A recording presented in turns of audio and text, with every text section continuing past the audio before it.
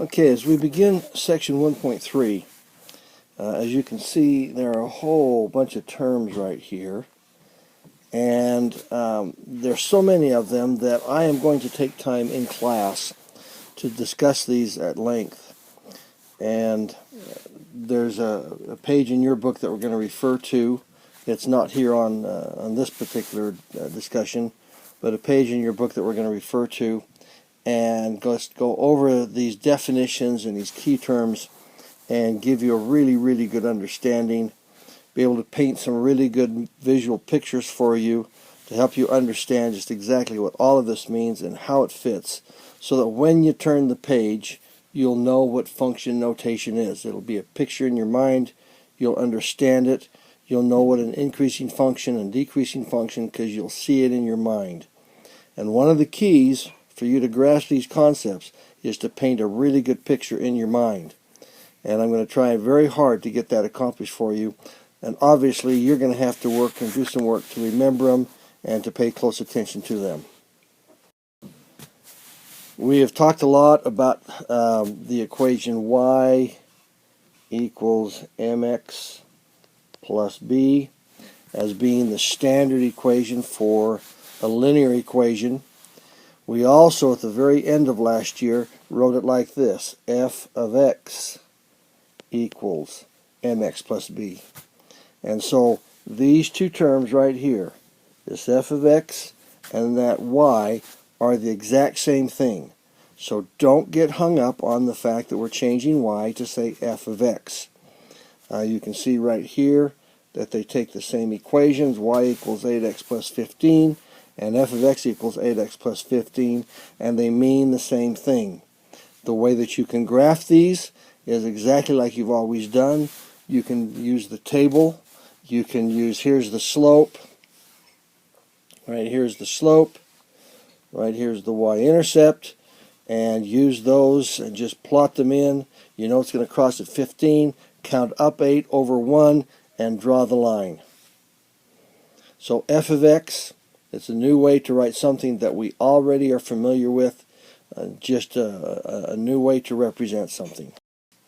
When you're using a calculator, all the calculators always use a function notation, and here is step by step as to how to set up the calculator, which we have in class, for you to start to do some graphing.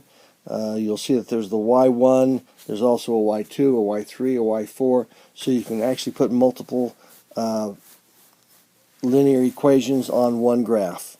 And it shows you here how to, right here at the bottom, shows you how to create the window so that it will fit inside the calculator, and you can have it then be represented on the screen. Here we use the term increasing function and decreasing function and constant function. Previous to this, we've explained what they are.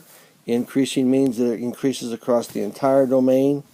Decreasing means that it decreases or goes down across the entire domain. And a constant function always stays the same. And so we're going to analyze the graphs from left to right and sort all the graphs into one of the four groups.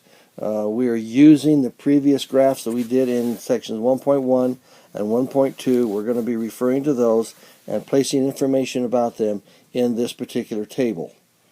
It's your responsibility to, as a group, look and see which ones are increasing and put them in a group. Look at the ones that are decreasing.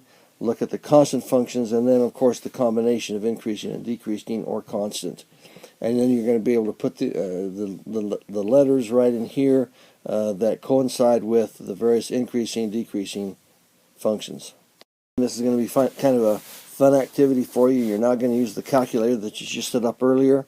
And in there you're going to go in and you're going to graph each one of these equations. And you'll determine by the graph that you see on the graphing calculator whether it's increasing or decreasing, constant, etc. And then you're going to consider the 7 graphs and whether they're increasing and put them in the various groups down here in this table. It's kind of a fun activity. You don't have to use paper and pencil. You let the calculator do all the work. Here we use the term a function family. You just created that in the table. A family of linear functions is in the form y equals mx plus b. We've got that right there. an exponential function. I'm going to talk about exponential functions. These are in the form of f of x equals a times b. And then we go back to the table, and you're going to answer some questions here.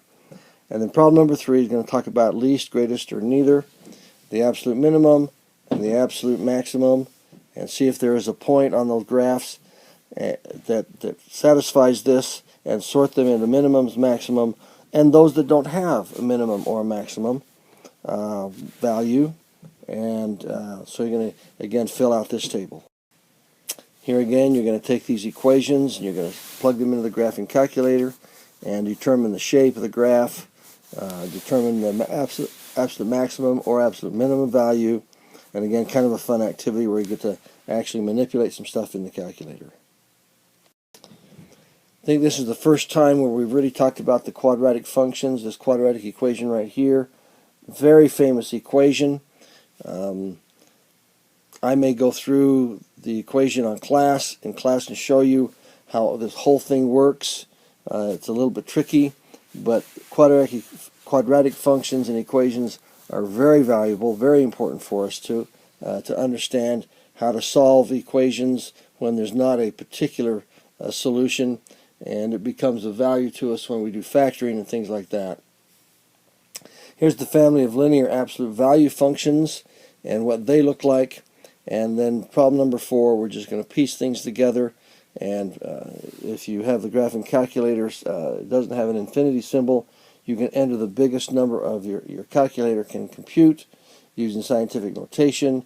And so this is a unique way of doing something. Just pay attention to that right there. And one thing that I know that you're not afraid of, and that's you're not afraid to try things. If you punch some things in and it doesn't work, it's no big deal to you guys. It's just like playing a video game. If you want to get to the next level, you have to make mistakes before you can get there. Same thing here. Plug these values in. You ought to be able to get it working and see what can happen. You're going to now take the graphs that you've been working with the last couple of days, and you're going to now put them in this table. And this is, of course, linear functions. You'll find all the graphs that are linear functions and glue them in, give some definitions, the behavior, explain what's going on with each one. And these, you're going to have multiple pages of these, and so I'm not going to say anything more about them. You can just figure them out. Section 1.4 is now a culmination of everything that we've been doing in sections 1.1, 1.2, and 1.3. You're actually going to be doing some graphing. You're going to do it on graph paper or the graphs that are provided for you. You're going to create some equations. Each group will create their own equation. There's no such thing as a right equation or a wrong equation. You're going to have to refer back to the equations that we've been using. Turn the pages of your book, turn back and see exactly what the definition is of a particular graph that you're trying to graph. Come up with your own equation, and then plug in the values that you're going to choose, create the table, and graph it and see what happens. This is a chance for you to do some experimenting, a chance for you to be a little bit innovative with some of the equations that you're going to create and do. And so I'm just going to thumb through these pages, and if there's something that I see that I need to comment on, I will do so. Here you're just going to match these words up here to these down here. Pretty easy. This piece of information right here, these are the equations that you're going to use to create your own. These are the forms that they take. F of x equals mx plus b. You know that that's going to be linear. Exponential has an exponent in it. The quadratic function, we talked about that. And the linear absolute value function with the absolute value signs sitting right in here will give you the information that you need to do the rest of the equations. And as I say, you get to plug in the values. Don't be afraid to put in negatives and positives. Have a good time with this. You are on your own to just be free in your thinking. These next couple of pages have tables that you're going to fill out. You're going to go all the way back to section 1.1. and you're going to take a look at the scenario that is entitled Something's Fishy. And then you're going to tell me what the function family is, what the domain, going to do a little sketch of the graph, whether it has a maximum or minimum absolute value, whether it's increasing or decreasing or constant, and you're going to fill this out for each one of the scenarios as you read down. You're going to turn through the pages and fill this out as a group. That gets us to the Chapter 1 summary. We will go over this in class together. We'll make certain that everybody has the definitions that they need to have, a working knowledge of how to create these graphs, both with the calculator and on a piece of paper, how to plug values in, and pretty decent review from what we finished off with last year.